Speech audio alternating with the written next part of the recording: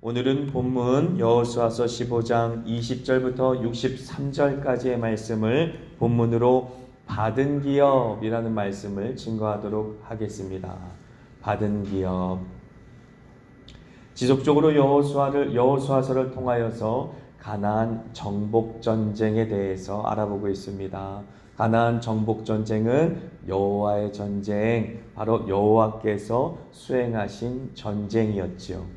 그런데 어제 헤브론에 대해서 우리가 함께 나누어 봤는데, 헤브론 땅은 하나님께서 언약을 주셨던 언약의 땅이고, 또 하나님께서 아브라함과 만나셔서 친구가 되고 연합이 되었던 은혜의 땅이었는데, 그 땅에서 영적인 처절한 패배를 경험하였던 것이 바로 12명의 정탐꾼 이후 이스라엘 백성 가운데 이루어진 사건이었다라고 하는 것이지요. 200만이 넘는 백성이었죠. 200만이 넘는 백성 중에 누구만 살아남았습니까? 2명, 갈렙과 여호수아만 살아남았으니까, 그러니까 2명만 생존하고 모든 사람들이 다 전멸해버린 그러한 영적 전쟁의 처절한 패배의 역사, 그것이 바로 헤브론이었다. 그래서 기럇 아르바라는 이름으로 헤브론 땅이 그 이름도 바뀌어버렸고, 그리고 나중에 그 모든 수치를 갈렙의 믿음으로 말미암아 하나님께서는 회복하시는 역사가 헤브론 땅에서 있었다. 그래서 하나님께서 헤브론 땅을 다시 하나님과 하나님의 백성이 친구로 연합되어지는 그러한 땅으로 삼으셨다. 헤브론의 뜻이 바로 친구, 연합이라는 뜻이다라고 했지 않습니까? 그래서 그 헤브론 땅을 하나님께서는 이 산지를 나에게 주시옵소서라고 청구하고, 85세가 되었지만 여전히 출입할 수 있고 여전히 싸울 수 있다라는 믿음을 갖고 그렇게 전쟁에 앞장서서 나갔던 갈렙을 통하여서 헤브론 땅을 회복하였다라는 사실을 알 수 있어요. 그런데 이 갈렙이 어느 지파 출신인지 혹시 아십니까? 유다 지파에 속해 있습니다. 갈렙은 유다 지파에 속해 있고, 그리고 헤브론 땅은 사실 지금 유다 지파가 제비를 뽑아서 얻은 기업 중에 속해 있어요. 그러니까 우리가 과거에 중보기도 학교를 하면서도 제비 뽑기를 한번 경험해 보았는데요. 하나님께서 제비 뽑기의 그 모든 과정 가운데 함께 하셔서 딱 알맞게 짝을 맺어주셨다, 뭐 이런 고백들을 많이 하셨어요. 그런 것처럼 생각해 보십시오. 갈렙이 유다 지파인데 다른 지파가 그 제비 뽑기를 뽑아서 그 땅을 상속받았다라고 하면 충돌이 있었지 않겠습니까? 그런데 갈렙이 먼저 헤브론 땅을 점령하였고, 나중에 유다 지파가 제비를 뽑았는데 그 헤브론이 속한 그 땅을 제비로 뽑게 되었다. 하나님의 인도하심이 있었다라는 사실을 우리는 또 알 수가 있는 것이죠.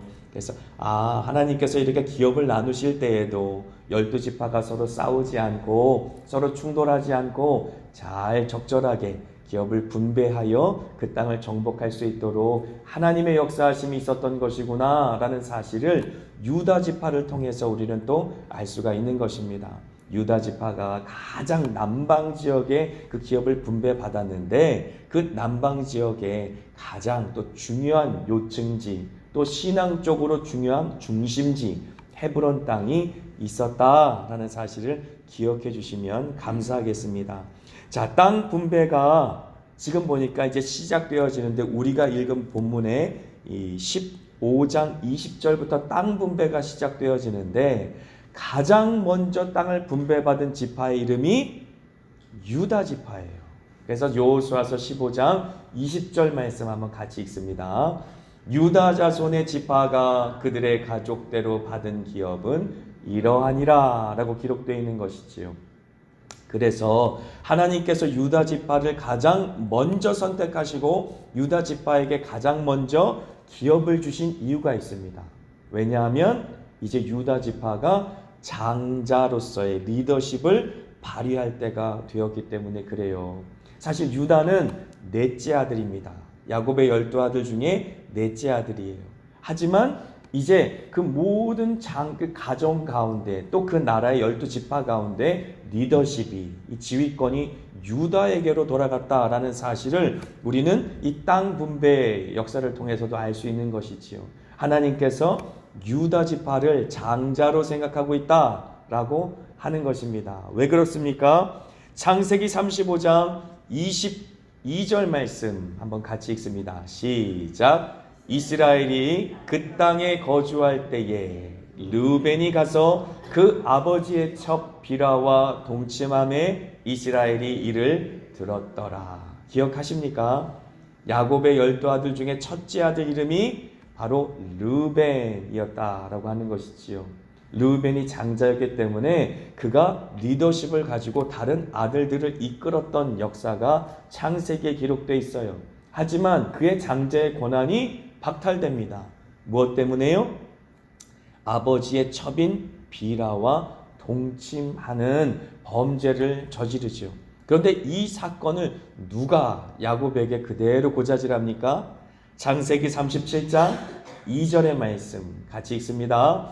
야곱의 족보는 이러하니라. 요셉이 17세의 소년으로서 그의 형들과 함께 양을 칠 때에 그의 아버지의 아내들 비라와 실바의 아들들과 더불어 함께 있었더니 그가 그들의 잘못을 아버지에게 말하더라.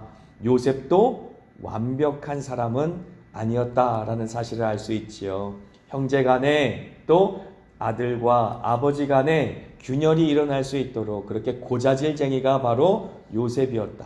중간에서 아빠에게 쪼르르 달려가서 고자질한 사람이 바로 요셉이었다라는 사실을 알 수 있어요. 정확하게 기록되어 있지는 않지만 가만히 보십시오. 그의 형들이 비라와 실바의 아들들과 더불어 함께 있었다라는 사실을 얘기하고 있지 않습니까? 그 형들과 비라와 실바가 같이 있었을 때에 그들의 잘못을 요셉이 야곱에게, 아빠에게 그대로 고자질하였고, 이 사건으로 말미암아 야곱이 나중에 12명의 아들들을 모아놓고 기도할 때 어떻게 기도하는지 한번 보시지요. 창세기 49장 3절로 4절까지 같이 읽습니다. 르우벤아, 너는 내 장자요, 내 능력이요, 내 기력의 시작이라. 위풍이 월등하고 권능이 탁월하다마는 물이 끓음 같았은즉 너는 탁월하지 못하리니 내가 아버지의 침상에 올라 더럽혔음이로다. 그가 내 침상에 올랐었도다 라고 말하는 것이지요. 르우벤이 마땅히 축복을 받고 장자의 축복과 권한을 누려야 하지만, 그렇지만 그가 아버지의 침상에 오른 죄로 말미암아 장자의 권한을 박탈하게 된 것입니다. 근데 사실은 이것은 성적인 범죄만을 말하지 않고 있어요.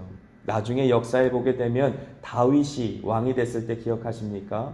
다윗을 이제 그 왕위에서 폐위시키기 위해 반역한 셋째 아들이 있어요. 그 이름이 압살롬이죠.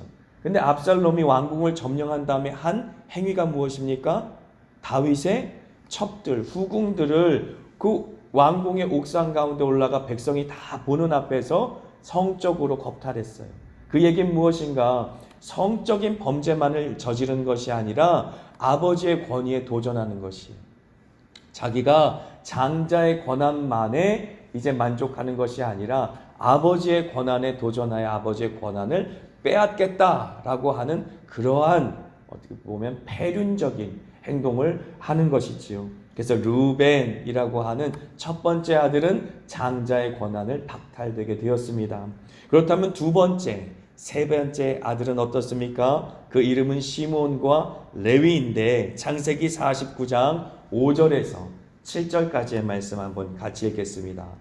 시므온과 레위는 형제요, 그들의 칼은 폭력의 도구로다. 내 호나 그들의 모의에 상관하지 말지어다. 내 영광과 그들의 집회에 참여하지 말지어다. 그들이 그들의 분노대로 사람을 죽이고 그들의 혈기대로 소의 발목 힘줄을 끊었음이로다. 그 이유는 적지 않았나요? 그 다음으로 넘겨보시죠. 네. 그 노여움이 혹독하니 저주를 받을 것이요 분기가 맹렬하니 저주를 받을 것이라. 내가 그들을 야곱 중에서 나누며 이스라엘 중에서 흩트리로다. 라고, 이것은 야곱이 말한 거예요. 아빠가 마지막에 이제 숨을 거두기 전에 12명의 아들들을 축복하기 위해 기도하면서 오히려 축복하지 못하고 저주의 말들을 쏟아낼 수밖에 없었던 것은 시몬과 레위가 그들의 분노로 말미암아 아버지를 큰 공경에 빠뜨렸기 때문에 그렇습니다. 자신들의 여동생 디나라는 여동생이 있어요. 그 디나라는 여동생이 세겜 땅에서 히위 족속의 아들에게 겁탈을 당합니다. 그래서 어떻게 합니까? 이 둘이 히위 족속을 속여서 할례 받지 않은 사람들하고는 우리는 결혼할 수 없다라고 속인 다음에 할례를 받아서 이제 아파서 움직이지 못할 때 급습해서 다 죽입니다, 남자들을. 그런데 그렇게 복수한 것까지는 뭐 그렇다고 할 수 있지만 그 다음의 행동이 마치 강도들과 같아요. 여인들과 아이들과 모든 짐승들을 다 약탈해요. 그래서 어떻게 보면 하나님의 백성으로서 야곱의 자녀로서의 그 모든 품위를 다 훼손하는 그런 악행을 저지른 것이 바로 시므온과 레위였다라고 하는 것이지요. 그러므로 야곱은 시므온이나 레위에게 장자의 권한을 이야기하고 있지 않습니다. 누구에게 장자의 권한을 이야기하는가? 창세기 37장 26절로 27절에 보면 확실해집니다. 같이 한번 읽겠습니다. 유다가 자기 형제에게 이르되 우리가 우리 동생을 죽이고 그의 피를 덮어둔들 무엇이 유익할까? 자, 그를 이스마엘 사람들에게 팔고 그에게 우리 손을 대지 말자. 그는 우리의 동생이요 우리의 혈육이니라 하매 그의 형제들이 청종하였더라. 르우번에서 리더십이 지금 유다에게로 옮겨가고 있는 것이에요. 유다는 네 번째 아들인데도 불구하고 그 형제들이 유다의 말을 듣고 있는 것이지요. 요셉을 죽이기 위해 구덩이에 빠뜨렸을 때에 유다가 그를 죽인들 무엇이 유익하겠는가? 그를 팔자라는 말에 형제들이 청종하였더라. 그러니까 하나님뿐만 아니라 주변의 사람들도 유다 중심으로 움직여지고 있다라는 사실을 우리는 알 수가 있는 것이죠. 또한 창세기 43장 8절로 9절 같이 한번 읽습니다. 유다가 그의 아버지 이스라엘에게 이르되 저 아이를 나와 함께 보내시면 우리가 곧 가리니 그러면 우리와 아버지와 우리 어린 아이들이 다 살고 죽지 아니하리이다. 야곱과 더 있죠. 내가 그를 위하여 담보가 되오리니 아버지께서 내 손에서 그를 찾으소서. 내가 만일 그를 아버지께 데려다가 아버지 앞에 두지 아니하면 내가 영원히 죄를 지리이다. 자, 지금은 유다가 자신의 아버지인 야곱을 설득하고 있는 장면입니다. 다 굶주려 죽게 되는 가뭄이 오자 요셉은 지금 애굽의 총리로 있고, 그래서 르우벤을 데리고 이제 베냐민을 데리고 다시 이제 이 애굽 땅으로 돌아가야 이제 살 수 있는, 본인들이 그 모든 굶주림에서 살 수 있는 그런 지경에서 자신의 아버지를 설득하고 있지 않습니까? 결국은 아버지와 자식 간의 관계의 회복 속에 유다의 리더십을 하나님께서 사용하고 계시는 장면이 등장하고 있는 것이지요.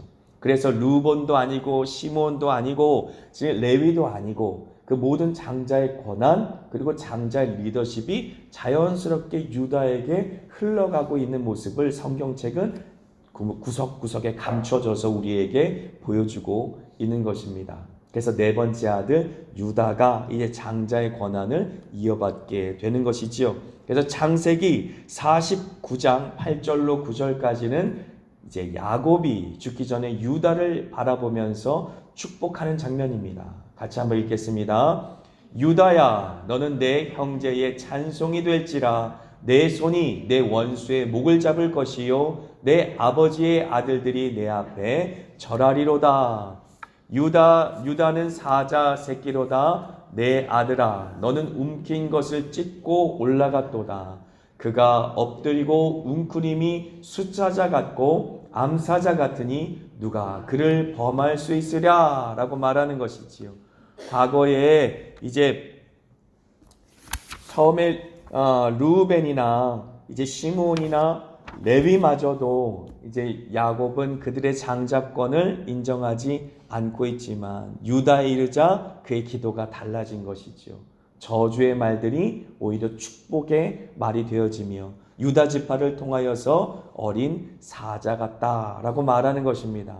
이 사자라고 하는 것은 왕권을 의미합니다. 하나님께서 이제 유다 지파를 통하여서 왕을 세울 것이다 라는 지금 예언을 하고 있는 것이지요. 그래서 창세기 49장 9절까지 읽었는데 10절의 말씀에 뭐라고 나오냐면 규가 유다를 떠나지 아니하며, 이 규는 왕에게만 있는 것이 아닙니까? 통치자의 지팡이가 그 발 사이에서 떠나지 아니하기를 실로가 오시기까지 이르리니, 실로는 바로 구원자 메시아를 말하고 있는 것입니다. 그래서 왕권이 유다 지파를 통하여서 이어질 것이고 그 왕권이 끝날 때에 만왕의 왕 만주의 주로 예수님께서 유다 지파를 통해 이 땅 가운데 오실 것을 예언하고 계신 것이지요. 그래서 실질적으로 이제 야곱의 12아들 중에 장자의 권한은 유다 지파에게로 이제 나눠졌고 옮겨졌고, 유다 지파를 통해 다윗이라고 하는 왕권이 세워졌고, 결국은 이 다윗의 후손인 예수 그리스도를 통해 그 모든 예언의 말씀이 이루어지게 되는 것입니다. 그래서 요한계시록 5장 5절 말씀은 이렇게 말씀합니다. 장로 중에 한 사람이 내게 말하되 울지 말라. 유다 지파의 사자 다윗의 뿌리가 이겼으니 그 두루마리와 그 7인을 떼시리라 하더라 라고 말하는 것이죠. 요한계시록 5장의 말씀에 보게 되면은요, 이제 사도 요한이 임박힌 7개의 임박힌 두루마리를 바라보면서 누가 이것을 뗄까? 근데 아무도 그 인을 뗄 사람이 없자 큰 소리를 내서 우는 것이지요. 보좌에 앉으신 하나님의 손에는 두루마리가 들려 있는데 그 두루마리에는 7개의 인이 박혀 있고 그 인을 뗄 자가 없는 것을 알고 요한은 큰 소리로 울어요. 그때 한 장로가 이렇게 얘기하는 것입니다. 바로 유대 지파의 사자 다윗의 뿌리가 이겼으니 그 두루마리와 그 7인을 떼시리라 하면서 등장하는 분이 바로 죽임당하신 어린 양 예수시지요. 우리의 모든 죄를 담당하시기 위해 하나님의 어린 양이 되신 주님께서 이 땅에 오셔서 우리의 모든 죄를 대속하시고 우리를 구원해 주실 그 역사를 이루어 주시는 것입니다.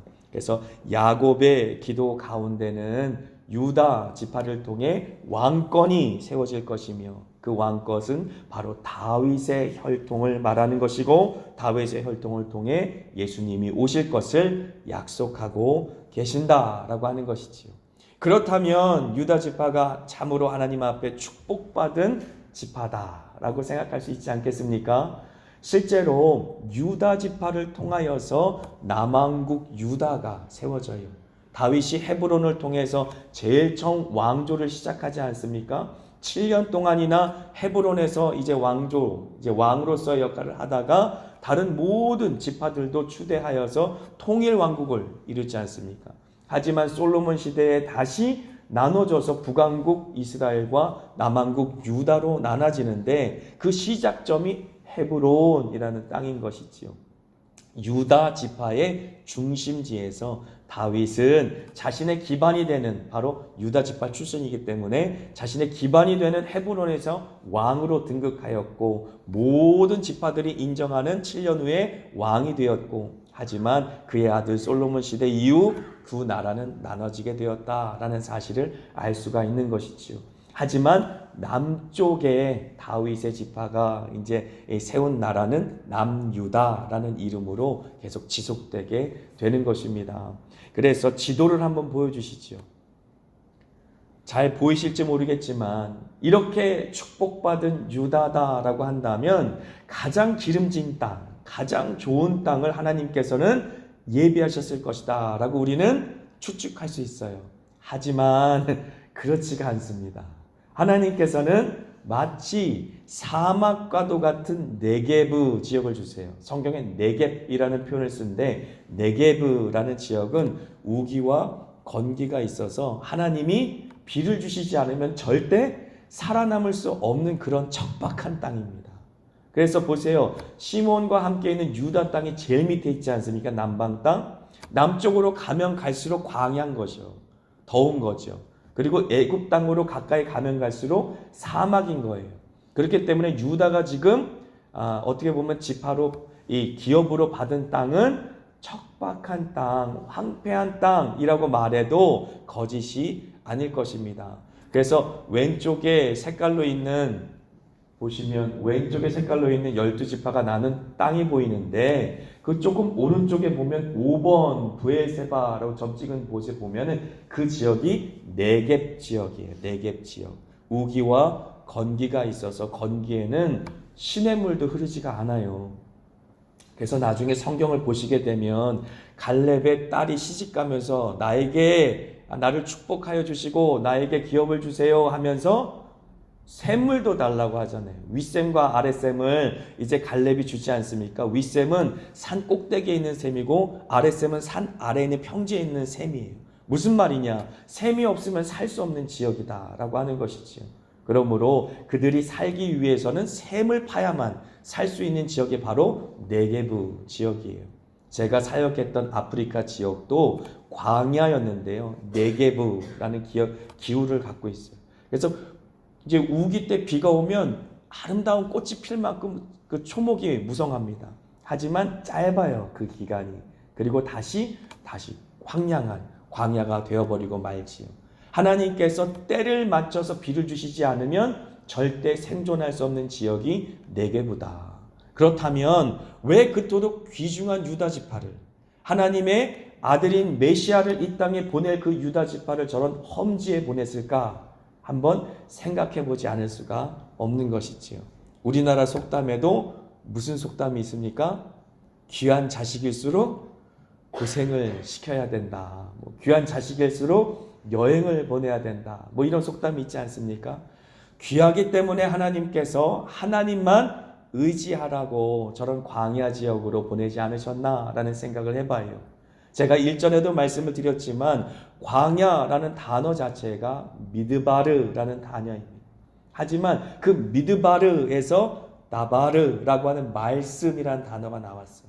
무슨 말이냐? 광야에서 하나님을 만나는 것이며 오직 그 광야에서 하나님의 말씀이 울려 퍼지는 것이다 라고 하는 것이지요.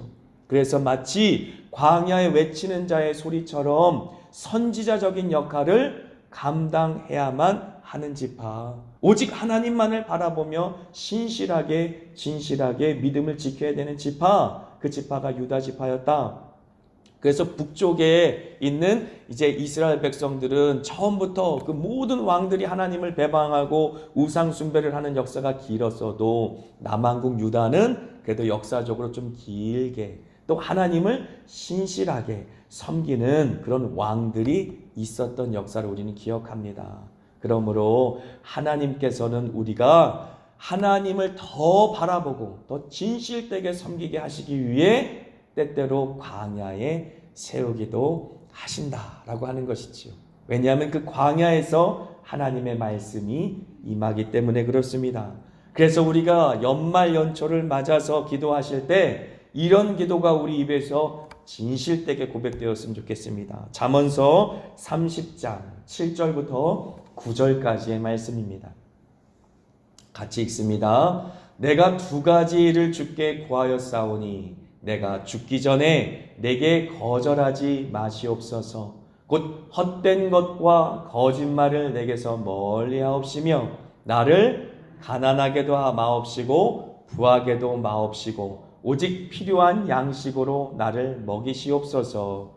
혹 내가 배불러서 하나님을 모른다 여호와가 누구냐 할까오며 혹 내가 가난하여 도둑질하고 내 하나님의 이름을 욕되게 할까 두려워함이니이다. 아멘. 너무 부한 것도 축복이 아닙니다. 또 너무 가난한 것도 은혜가 아니겠지요. 그래서 하나님께서 적당한 때에 이른 비와 늦은 비를 알맞게 주시는 것은 굉장히 큰 축복이요 은혜인 것이죠. 너무 건강한 것도 구하지 마시고 또 너무 건강하지 않은 것도 또 하나님 앞에 기도로 해결받아야 되겠지요. 또 너무 돈이 많은 것도 또 너무 돈이 없는 것도 문제가 되겠지요. 그러므로 우리가 하나님 앞에 구할 것은 하나님 일용할 양식을 주시옵소서. 바로 우리가 매일매일 하나님을 의지하며 하나님께서 공급해 주시는 힘으로, 하나님이 공급해 주시는 건강으로, 하나님이 공급해 주시는 재물로 이 땅 가운데 하나님의 꼭 필요한 일들을 할 수 있도록 하나님이 채우시는 것을 고백하고 그 채우시는 것으로 만족할 수 있는 믿음, 그 믿음이 자족하는 믿음입니다. 그 자족함을 알려주시기 위해 유다 백성은 네겝 땅에 던져 두신 것이지요. 그래서 그 어렵고 척박한 땅에서 광야 미드바르라고 하는 그곳에서 하나님만 의지하며 나바르 하나님께서 주시는 말씀을 들으며 그 말씀을 기록하고 또 순종하는 그러한 족속이 된 것입니다.